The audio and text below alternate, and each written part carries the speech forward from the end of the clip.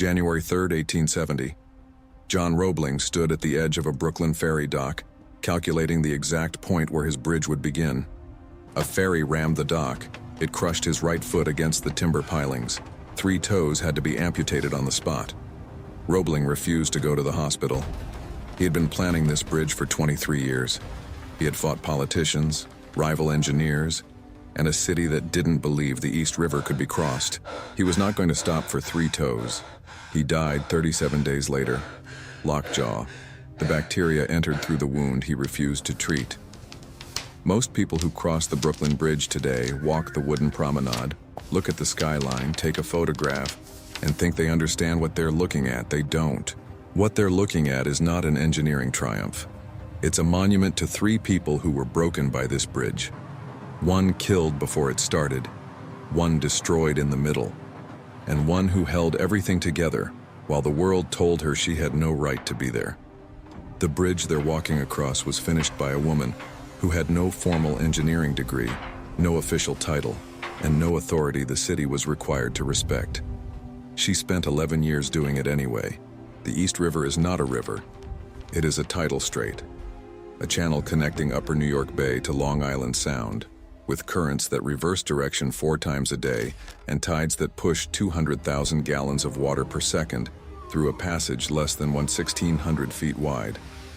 In 1867, every ferry crossing the strait was subject to ice in winter, fog year-round, and currents that had sunk dozens of vessels since the Dutch first settled Manhattan 2 centuries earlier. The city of Brooklyn had 400,000 people. Manhattan had 900,000.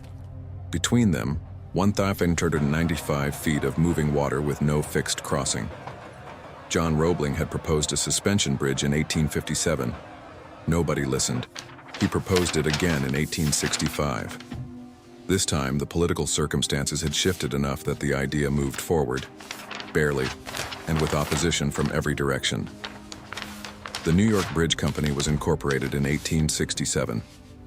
Roebling was appointed chief engineer. He had 2 years before the dock crushed his foot. John Roebling was the man who invented the wire rope cable. Not the suspension bridge, not the tower. The cable. The specific technology that made it possible to span distances no iron chain could cross. In 1841, he replaced hemp rope on a Pennsylvania canal incline with wire cables of his own manufacture. The technique worked. He spent the next 30 years refining it, applying it, and designing increasingly ambitious suspension spans. By 1867, he had built the Cincinnati-Covington Bridge over the Ohio River at 1,057 feet, the longest suspension span in the world at that moment. The East River crossing would be 1,595 feet, 50% longer than anything he had ever built. Across water that didn't behave like the Ohio River, in a city that had never seen a structure like what he was proposing. The towers alone would need to rise 278 feet above the water, taller than any building in New York City at the time. Roebling had solved the cable problem.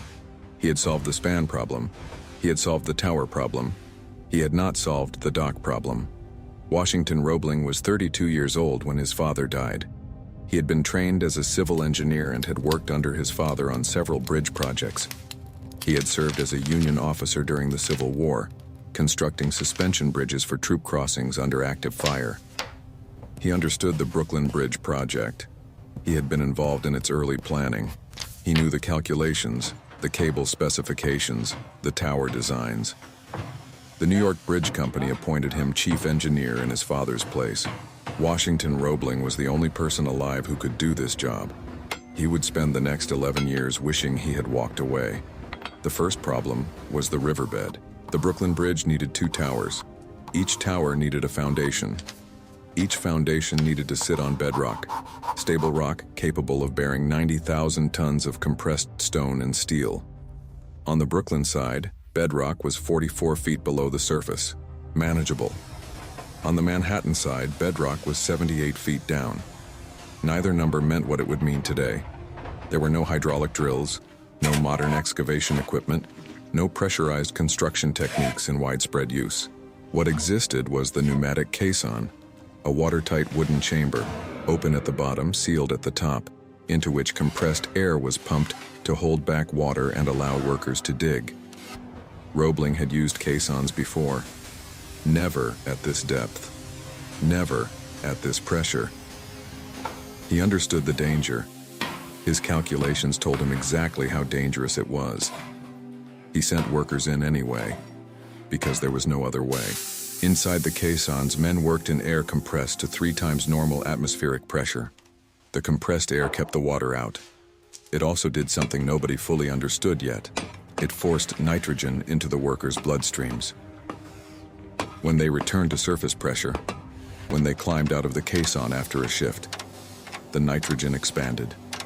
The bubbles formed in their joints, in their muscles, in their spinal cords. It felt like being crushed from the inside. Men screamed. Men collapsed at the exits. Men lost the use of their legs within minutes of surfacing. They called it caisson disease. We call it decompression sickness. The bends. 3 workers died from it during Brooklyn Bridge construction. The number who were permanently injured is not recorded. Estimates run to more than 100. Washington Roebling went down into the caissons himself, repeatedly to supervise the work. In 1872, he surfaced from the Manhattan caisson after a particularly long session. He did not recover. The bends left Washington Roebling partially paralyzed. His vision deteriorated. He suffered intense, debilitating headaches that lasted for days. He could not stand for extended periods. He could not travel to the construction site. The Manhattan caisson had nearly killed him. The project was not finished. The towers were not finished. The cables had not been spun. The deck did not exist. The bridge was less than halfway done. The New York Bridge Company had a chief engineer who could not leave his apartment. For 14 months, Washington Roebling communicated through written notes passed to intermediaries. It wasn't enough. The project needed daily decisions, site visits, real-time problem solving. His wife had been studying bridge engineering since they married. Her name was Emily Warren Roebling. Emily Warren Roebling had no engineering degree because in 1872, American universities did not award engineering degrees to women. What she had was a husband who had been teaching her the mathematics and physics of suspension bridge construction for 6 years. When Washington collapsed, she didn't wait for official authorization. She began visiting the construction site herself, carrying her husband's written instructions, translating his specifications into direct commands for the foreman, answering technical questions that the project engineers were bringing to her instead of to him. Within a year, the chief engineers and foreman had stopped asking whether she had authority to make decisions. She was making them. The bridge was moving. Emily Roebling understood wire rope specifications, cable tension calculations, and the catenary mathematics that determined how the main cables would sag and hold under load. She also understood something Washington couldn't communicate from his apartment: how to manage the human side of a project that had already killed the founder and disabled the chief engineer. She held it together through 11 years of political attacks, accusations of fraud, and a city that kept demanding to know why a woman was running a bridge. In 1876, the project nearly ended permanently. A steel wire rope manufacturer named J. Lloyd Hay had a contract to supply wire for the main cables, the central structural element of the entire bridge. The wire had to meet exact tensile strength specifications. Roebling had calculated the required load capacity down to the individual strand. Hay was submitting wire for testing, passing inspection, then switching the approved wire for inferior product before delivery. When investigators finally caught him, they estimated that 300 tons of substandard wire had already been incorporated into the cables. The question was not whether Hay was guilty. The question was whether the bridge would hold. Washington Roebling recalculated from his apartment. He had designed the cables with a safety factor of 6, meaning they were built to carry 6 times the maximum expected load. Even with the compromised wire, his calculations showed the structure would hold. He added extra wire anyway, enough to restore the original safety margin, and then some. He never told the public what Hay had done. The story stayed buried in the project files for decades. By 1877, the towers were complete. They stood 278 feet above the water, 40 feet taller than any building in Manhattan. New Yorkers had never stood beneath anything man-made that tall. From the Manhattan shore, the Brooklyn Tower was visible on clear days 30 miles away. Each tower contained 38,000 cubic yards of limestone, granite, and cement. The Brooklyn Tower's foundation had been sunk through 44 feet of riverbed silt and sand before hitting bedrock. The Manhattan Tower's foundation had required going 78 feet down through the same process that had destroyed Washington Roebling's health. Together, the two towers weighed 120,000 tons. They would need to hold the cables, and the cables would need to hold everything else. Cable spinning began in 1877. Each of the four main cables would contain 5,296 individual wire strands, each wire 0.17 inches in diameter, bound into 19 strands of 278 wires each.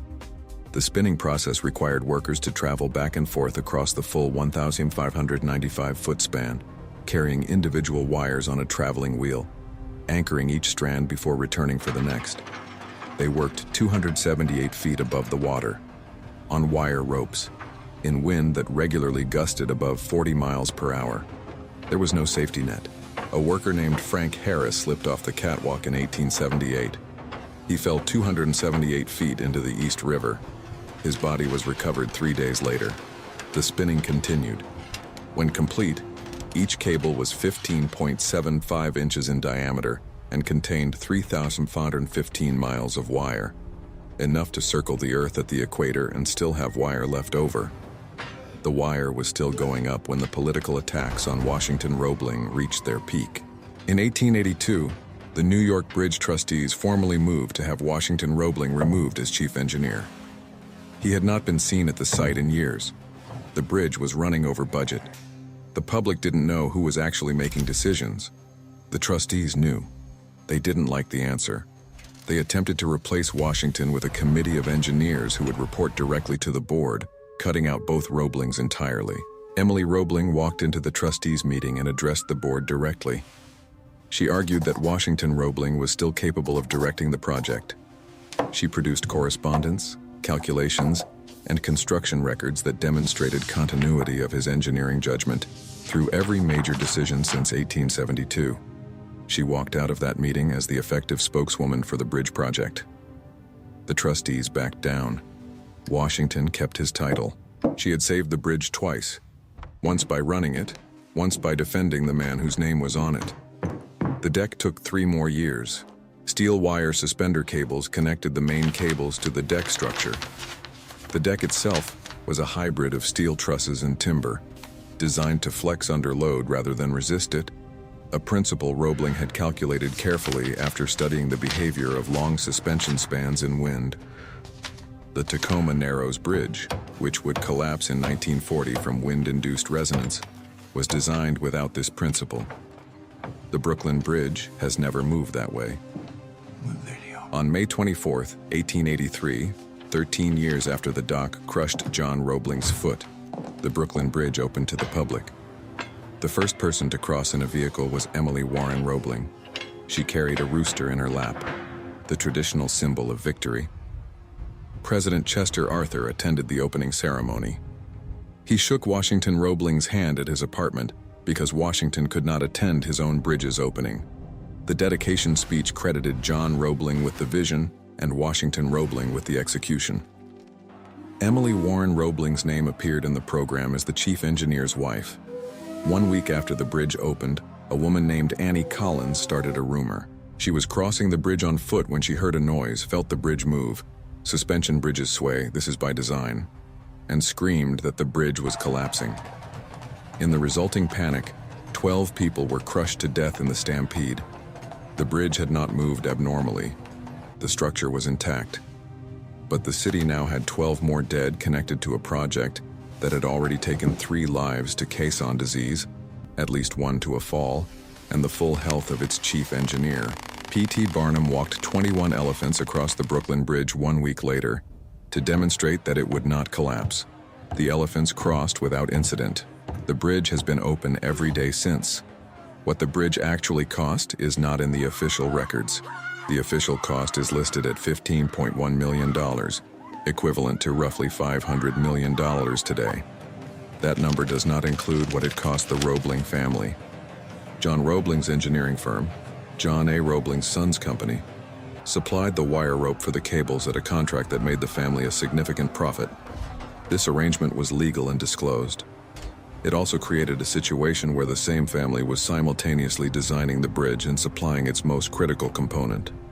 No conflict of interest investigation was ever opened.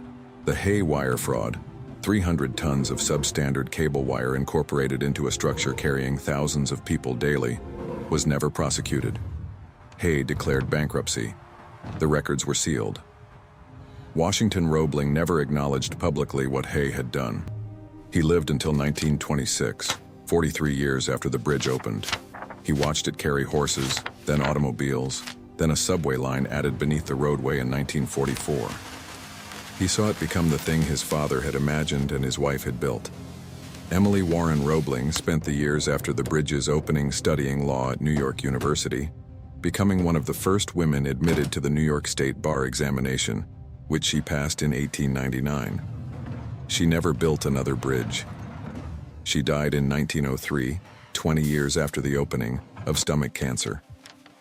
Her contribution to the Brooklyn Bridge was not formally acknowledged by any public body during her lifetime.